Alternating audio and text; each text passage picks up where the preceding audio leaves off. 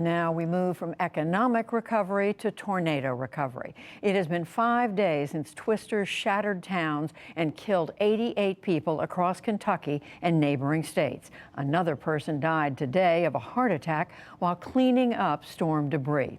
That came as the region got a presidential visit. Stephanie Sy reports. The scope of destruction was on full display as President Biden traveled to western Kentucky to see for himself. 5 tornadoes blasted the region last Friday, including one that cut a roughly 200-mile-long path. The president began his visit meeting with local leaders at Fort Campbell and commenting on how the tragedy was uniting communities. There's no red tornadoes or blue tornadoes. There's no red states or blue states when this stuff starts to happen. And I think, at least in my experience, it either brings people together or really knocks them apart, moving you together here. Kentucky Governor Andy Beshear said more than 600 members of the National Guard are assisting in the 18 counties that were hit. And something that feels pretty therapeutic. We're actually hauling some of this debris out of town. Hauling a little bit of that chaos and devastation and death out of town. From Fort Campbell, Biden visited the town of Mayfield, which was almost all flattened. Melinda Goen is one of dozens of now homeless tornado victims staying at this community shelter. 3 minutes you walk outside, your town doesn't even look like a town anymore. It's nothing but rubble, you know? Some of those buildings, they carry your story. They carry your memories.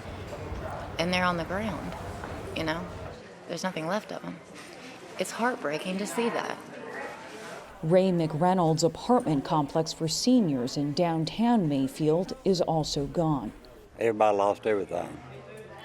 The worst thing we need right now is we need money because we don't have no place to live and we don't have the money to rent another place.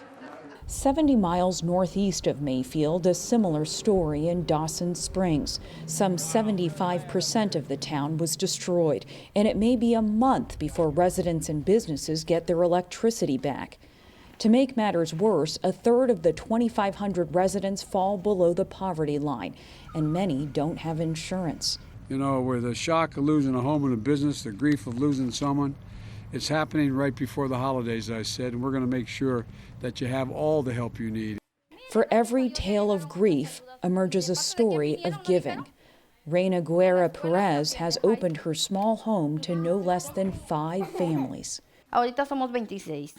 There are 26 of us sheltered in my house. Some of them are out helping, but they're all back by the afternoon after they helped clean up the destruction with some neighbors' houses.